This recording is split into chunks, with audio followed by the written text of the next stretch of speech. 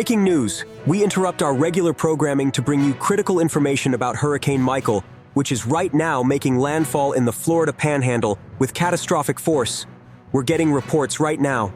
Yes, I'm being told that storm surge is already reaching dangerous levels of up to 14 feet in some areas. The situation is deteriorating rapidly. On October 10th, 2018, Hurricane Michael began its assault on the coast of Florida. The city of Panama City Beach was among the areas most heavily impacted. Local residents had been warned well in advance of the hurricane's approach, and many took the necessary precautions, boarding up windows and doors and evacuating to safer locations. Emergency services were stretched to their limits, trying to ensure that as many people as possible made it to safety before the full force of the storm hit. Ava Morris, a 35-year-old business owner, had made the decision to stay behind despite the evacuation orders. She owned a small restaurant in the city and was determined to protect it from damage. Ava believed that if she stayed, she could safeguard her property from looting or other damage that often follows in the wake of such natural disasters. Her decision was not without risk, but she saw no other way to ensure her livelihood remained intact. For Ava, leaving her business unattended was simply not an option. Her former husband, Kyle Randall, was also in the city. Kyle, unlike most residents, did not seem particularly concerned about the storm. He had recently found himself in significant debt, lost his savings. Despite their separation, Kyle still kept occasional contact with Ava. He was well aware that the hurricane would bring destruction, but instead of viewing it as a catastrophe, Kyle saw it as an opportunity. He remained in Panama City Beach, not out of a sense of duty or concern, but because he had devised a plan to exploit the situation for his financial gain.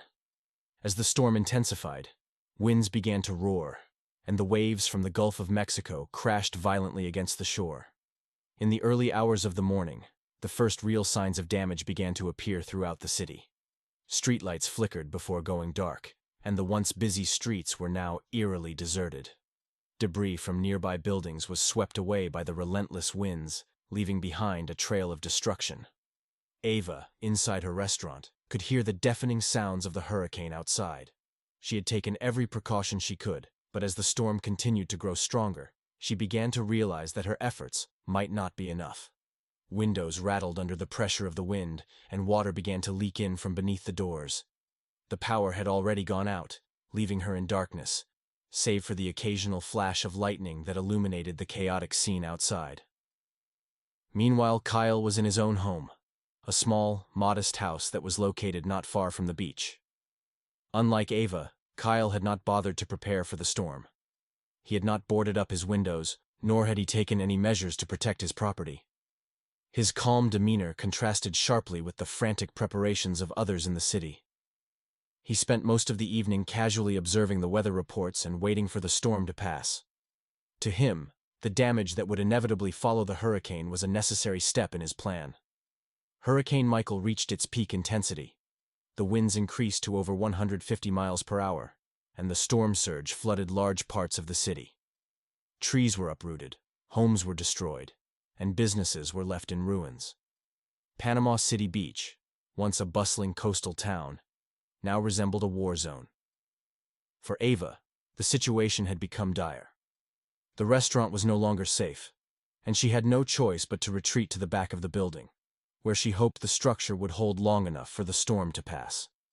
Her thoughts raced as she tried to figure out what to do next. Evacuating now was impossible. The roads were impassable, and the full force of the storm was still battering the city. All she could do was wait and hope that the damage would not be catastrophic. Kyle, however, remained disturbingly calm.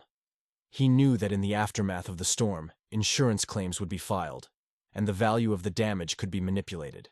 His plan was already in motion. He had nothing to lose. His financial situation was desperate, and if the hurricane destroyed his home, it would only serve to benefit him in the long run. For Kyle, this was not a disaster. It was a potential solution to his financial problems. As the night wore on, Hurricane Michael continued its relentless assault on Panama City Beach. By morning, the damage would be clear, and the lives of many residents, including Ava and Kyle, would be forever changed. But as the storm raged on, both remained trapped in their respective locations, awaiting the unknown fate that awaited them. As Hurricane Michael reached its peak intensity, the devastation in Panama City Beach became more pronounced. Homes were torn apart by the winds, trees uprooted, and entire streets were submerged underwater. Ava, who had taken refuge in the back of her restaurant during the night, emerged at first light to assess the damage. Her initial thoughts were of her business, but soon she realized that her personal life was also in ruins. The home she had once shared with Kyle, even though they were now divorced, had been almost completely destroyed. The roof was gone, walls had collapsed, and what remained was severely damaged by both wind and water. Standing outside the wreckage, Ava was in shock. She couldn't comprehend the scale of the destruction. Everything they had built together, and later apart, was now gone. Her heart sank as she realized the extent of the loss. In a panic, she began rummaging through the debris, trying to salvage anything that might have survived the storm: photographs, important documents, anything of sentimental or practical value. Her hands trembled as she sifted through the soaked and splintered remains of what was once her home. Kyle, on the other hand, appeared disturbingly calm. He had arrived at the scene of the house's destruction shortly after Ava and was quietly surveying the damage. Unlike her, he wasn't frantically searching through the debris or showing any visible signs of distress. In fact, Kyle seemed almost detached, as if the scene in front of him didn't affect him in the slightest. He stood with his arms crossed, a faint smile on his face, watching as Ava tried to salvage what little was left. Ava couldn't help but notice Kyle's strange behavior. She had expected him to be angry or upset, but instead, he seemed to take the destruction in stride. His demeanor was unsettling. It was as if he had anticipated this outcome and was now merely observing the results of something he had already accepted. This calmness, this lack of reaction, unnerved her. How could he be so indifferent to the loss of their home? Despite her unease, Ava had no time to dwell on Kyle's attitude. The priority now was to protect what little they had left. She worked tirelessly, her mind racing with thoughts of how she would rebuild, how she could move forward from such devastation. The restaurant had suffered damage, but it was still standing. Her home, however, was another story entirely.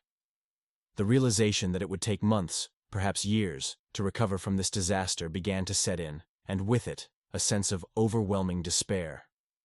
Kyle, meanwhile, seemed more interested in the logistical aspects of the situation. He walked through the rubble with a notebook in hand, jotting down notes and taking pictures. Ava assumed he was documenting the damage for insurance purposes, but something about his actions seemed off. He wasn't documenting the damage as someone mourning the loss of his home. He was doing it as if it were part of a calculated plan. His calm, methodical approach stood in stark contrast to the chaos around them.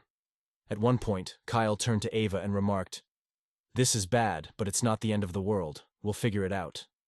His tone was nonchalant, as if they were discussing a minor inconvenience rather than the total destruction of their home. Ava could only stare at him in disbelief. How could he be so calm? How could he be smiling? As the hours passed, the reality of their situation began to sink in for Ava. The storm had passed, but the aftermath would be long and difficult. Rebuilding her life would take time and resources she wasn't sure she had. Yet, through it all, Kyle remained calm, almost detached, as if the destruction of their home was a minor obstacle in a larger plan that only he understood. The house, once a symbol of their shared past, now lay in ruins, both literally and figuratively. Ava couldn't help but feel that the storm had not only destroyed their physical home, but also something deeper. Something that connected them, even in their separation. But something about his urgency struck her as odd. It wasn't just that he was quick to act. It was the intensity with which he approached the task, as though he had been waiting for this moment. Ava tried to push her suspicions aside, attributing them to the stress of the situation. But the more she watched Kyle, the more her doubts grew. He was meticulous in his documentation, taking pictures from every angle, carefully noting the damage to each part of the house, and gathering what seemed like an excessive amount of detail. When she asked him about it, he simply said, "This is all for the insurance company. We need to make sure they have everything so we can get the payout." His tone was casual, as if this was all routine. but Ava couldn't shake the feeling that there was more to it than that. A few days later, Ava's suspicions deepened when she discovered that Kyle had already submitted an insurance claim. She had assumed they would discuss it together before taking such a step, but Kyle had acted on his own. When she confronted him about it, he shrugged it off, saying, "I didn't want to wait. The sooner we get the money, the sooner we can start rebuilding." While his explanation made sense on the surface, Ava couldn't help but feel that something was off. The claim itself was another cause for concern. Ava had expected Kyle to claim enough to cover the cost of repairs, but when she saw the amount he had requested, her alarm bells went off. The figure was far higher than the actual value of the house, even taking into account the extensive damage from the hurricane. When she questioned Kyle about it, he responded with a dismissive wave of his hand. "We've lost everything," he said. "The house is a total loss. The insurance company will cover it." But Ava knew better. While the house had certainly been badly damaged, it was not beyond repair. The insurance claim Kyle had submitted was for a full payout, as though the house had been completely destroyed. Worse still, she noticed discrepancies in the documents he had provided to the insurance company. Some of the photos appeared to show damage that wasn't as severe as Kyle was claiming, and there were inconsistencies in the dates and details of the reports he had submitted. It wasn't long before Ava began to suspect that Kyle was attempting to commit insurance fraud.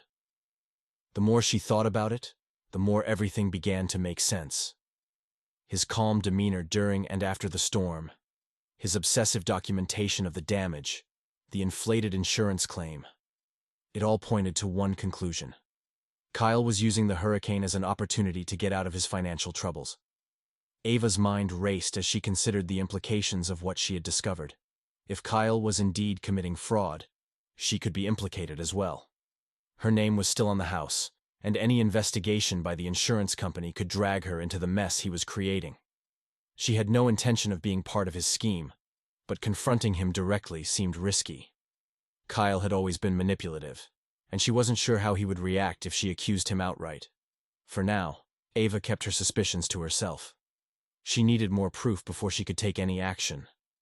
Over the next few days, she began quietly gathering information, trying to piece together the full extent of what Kyle was up to. She checked the paperwork he had filed, reviewed the photographs he had submitted, and even contacted the insurance company to ask about the status of the claim. What she learned only confirmed her fears. Kyle had exaggerated the damage to their home and was attempting to claim far more than they were entitled to. The more she uncovered, the more certain she became that Kyle had been planning this for some time. His financial troubles had been mounting for months, and it was clear that he saw the hurricane as his way out. But for Ava, the situation was far more complicated. She couldn't simply walk away from the mess Kyle had created. Her future was now tied to his actions, whether she liked it or not. It began with the documents. Ava had already noticed some inconsistencies in the paperwork Kyle had submitted to the insurance company. But as she looked more closely, the discrepancies became glaring. The photographs he had included showed damage to the house that was exaggerated, staged even, in some cases. Where there had been minor damage to the exterior, Kyle had altered the images to make it appear as though entire sections of the home had been demolished. He had carefully manipulated the angles and lighting in the photos to create the illusion of total devastation. Ava also noticed that some of the documents Kyle had provided were not original. The repair estimates, for example, were from contractors she had never heard of, and their quotes were far higher than what she knew would be required to fix the house. It was clear to her that Kyle had gone to great lengths to fabricate the extent of the damage in order to maximize the insurance payout. Her investigation didn't stop there. Determined to gather as much evidence as possible, Ava began going through Kyle's emails. It was here that she found the smoking gun, the proof she had been looking for. In a series of emails between Kyle and his insurance agent, the two discussed the claim in detail. Kyle was open about his intent to inflate the damage in order to receive a larger payout. He had even suggested ways to enhance the photographs, and had spoken of using the money to cover his personal debts, not for rebuilding the house. One particular email stood out. It was from Kyle to the insurance agent, dated just days before the storm hit. In it, Kyle wrote, "If this hurricane does what they're saying, We'll be looking at a full payout. I've got everything lined up. Photos, estimates, the whole works. Just need to make sure the paperwork is tight, and we're good to go. The casual, almost gleeful tone of the email made Ava's stomach turn. Kyle had been planning this all along. The hurricane wasn't just a disaster for him, it was an opportunity. Ava continued digging through the emails and found even more damning evidence. In one exchange, Kyle and the agent discussed the possibility of receiving a payout for damages that didn't even exist. Kyle had suggested adding certain rooms to the claim that had barely been touched by the storm. The agent, while cautious in his responses, didn't outright refuse Kyle's requests. It was clear that both of them were engaged in unethical behavior, with Kyle taking the lead and the agent playing along to ensure a smooth payout. Armed with this evidence, Ava felt a mix of emotions: anger, fear, and an overwhelming sense of betrayal. She couldn't believe that Kyle, the man she had once been married to, was capable of such deceit. But more than that, she feared for her own future. If the insurance company discovered the fraud, she could be held liable as well. Her name was still attached to the property, and any legal action taken against Kyle could implicate her, even though she had no part in his scheme. Ava knew she had to act, but the question was how. Confronting Kyle directly seemed dangerous. He had always been manipulative, and now that he was so deeply involved in this fraud, there was no telling how he would react if she accused him outright. But at the same time, she couldn't stay silent. The consequences of doing nothing could be disastrous, for both her and her future. In a moment of clarity, Ava realized she needed help. She couldn't handle this on her own. She began by reaching out to a lawyer she trusted, someone who could guide her through the legal implications of what she had uncovered. The lawyer confirmed her worst fears. If Kyle's fraud was exposed, Ava could be dragged into a lengthy legal battle, possibly even facing charges herself. But the lawyer also assured her that if she could provide clear evidence of her non-involvement, she might be able to protect herself. Over the next few days, Ava worked methodically to gather every piece of evidence she could find. She printed the emails, took screenshots of the fraudulent documents, and compiled a file that detailed Kyle's entire scheme. She knew that if this ever went to court, she would need to have all the facts on her side. Her next step was to confront the insurance company. It was a risk, but she couldn't allow Kyle's fraud to continue unchecked. She scheduled a meeting with one of the company's representatives, carefully presenting the evidence she had gathered. The representative was shocked by what Ava had uncovered. They assured her that an internal investigation would be launched immediately and that the claim would be put on hold until the matter was fully resolved. Ava left the meeting feeling a mixture of relief and anxiety. She had done the right thing, but the situation was far from over. Kyle had no idea that she had gone behind his back, and once he found out, there would undoubtedly be consequences. She couldn't predict how he would react, but she knew that his plans were now in jeopardy, and that made him dangerous. On the night when Hurricane Michael finally began to subside, the winds calming and the storm's fury retreating, Panama City Beach was left in ruins. In the aftermath of the destruction, most residents were either evacuating or salvaging what they could from the wreckage.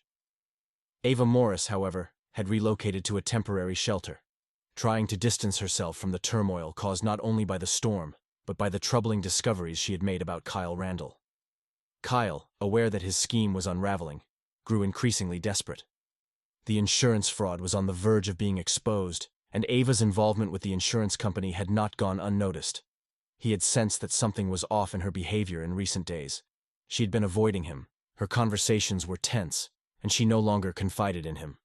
Kyle knew that Ava had discovered too much, and in his mind, she had become a threat to everything he had been planning. That evening, as the remnants of the hurricane still whipped through the city, Kyle made his way to the small, temporary housing unit where Ava was staying. He had come with the intention of confronting her, but in truth, he had already made up his mind.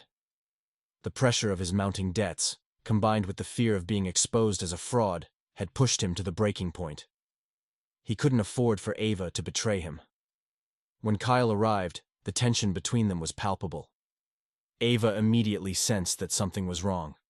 His eyes were cold, his movements deliberate. There was no warmth, no pretense of civility left in him. The confrontation was inevitable. "What have you done, Ava?" Kyle demanded, his voice low and threatening.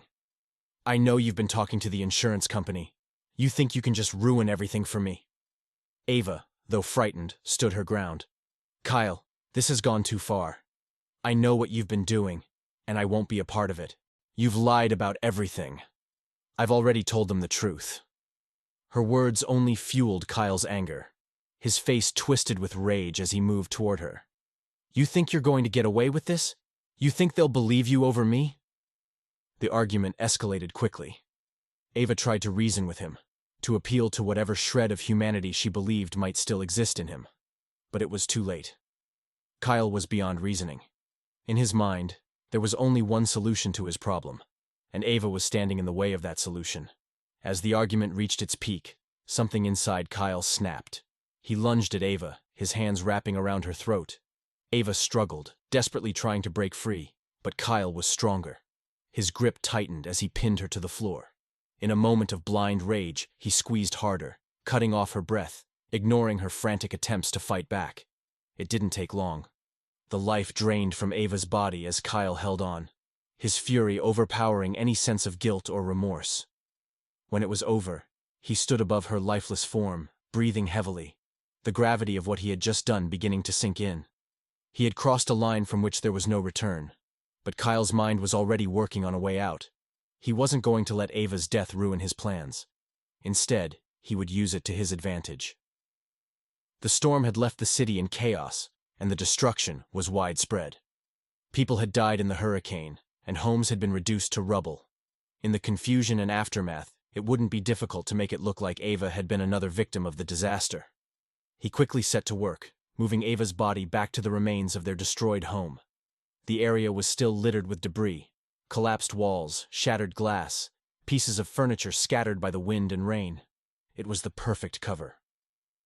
Kyle carefully concealed Ava's body beneath a pile of wreckage, ensuring that she would be found in the rubble once the search and rescue teams came through. His plan was simple. Ava's death would be blamed on the hurricane.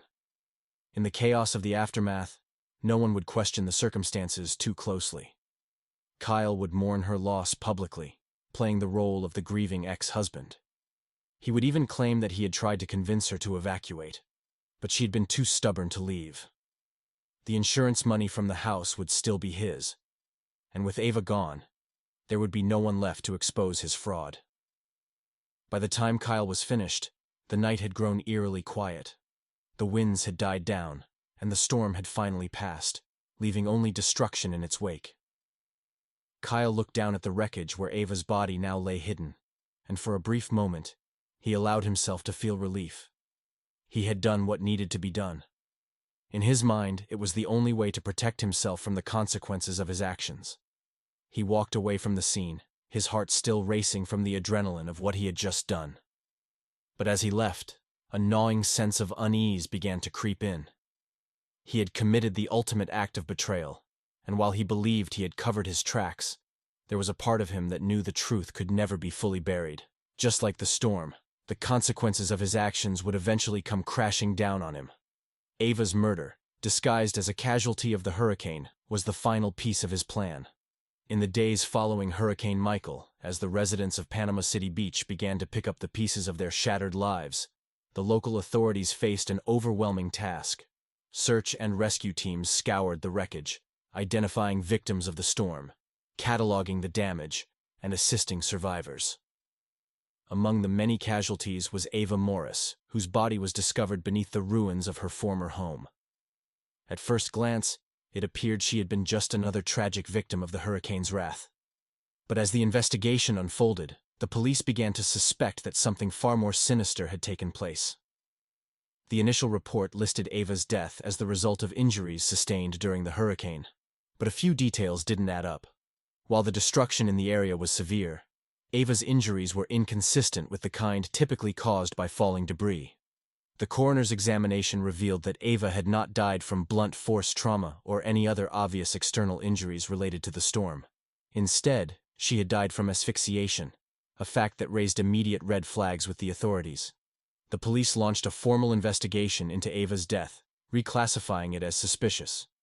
Detectives were assigned to review the scene, and to interview anyone who had been in contact with her in the days leading up to the hurricane. Kyle Randall, her ex-husband, was the first person they interviewed. He had been present at the site of her temporary housing on the night of her death, making him the last known person to see her alive. Kyle played his part well during the initial questioning. He expressed shock and grief over Ava's death, recounting how they had both weathered the storm and how she had insisted on staying in the city to protect her business.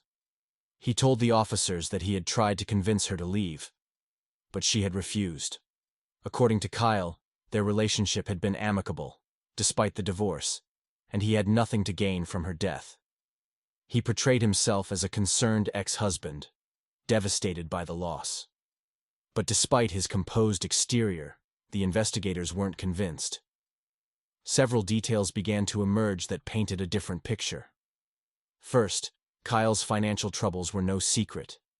His mounting debts had been a source of strain for years, and the investigators learned that he had already filed a substantial insurance claim for the damages caused by the hurricane.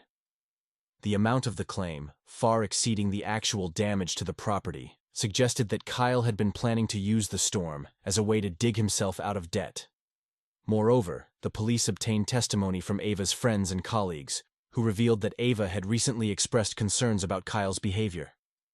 She had told them about his strange calmness during the storm, and had mentioned her suspicions that Kyle was attempting to commit insurance fraud. Ava's friends also confirmed that she had taken steps to report Kyle's actions to the insurance company, a move that could have put her directly in his path. The police grew increasingly suspicious of Kyle, and as they continued to gather evidence, a clearer picture began to form. They reviewed Ava's phone records and found that she had made several calls to her lawyer in the days leading up to the hurricane. The timing of these calls coincided with her discovery of Kyle's fraudulent activities, strengthening the theory that Ava had confronted Kyle about the insurance scam. But the most damning evidence came from Ava's temporary housing unit. The police discovered physical evidence that suggested a struggle had taken place on the night of her death. There were signs of a fight, overturned furniture, broken items, and most telling of all, faint traces of Kyle's DNA on Ava's clothing, evidence that placed him at the scene when Ava was killed. The authorities were now certain that Ava's death was not the result of the hurricane, but a deliberate act of murder. With mounting evidence against him, Kyle's alibi began to unravel. The police confronted him with the facts, his financial desperation, his presence at Ava's temporary housing, and the inconsistencies in his story. As the pressure built, Kyle's composure started to crack.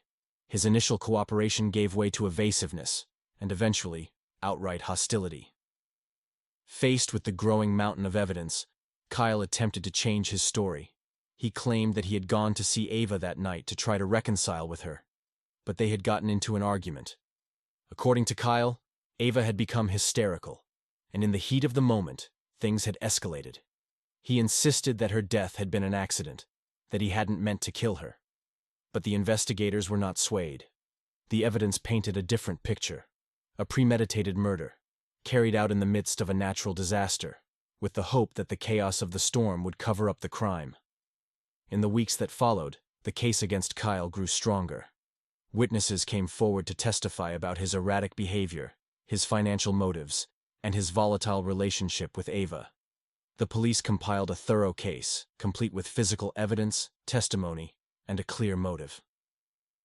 Kyle was arrested and charged with the murder of Ava Morris, as well as multiple counts of insurance fraud related to his scheme to exploit the hurricane's destruction for personal gain.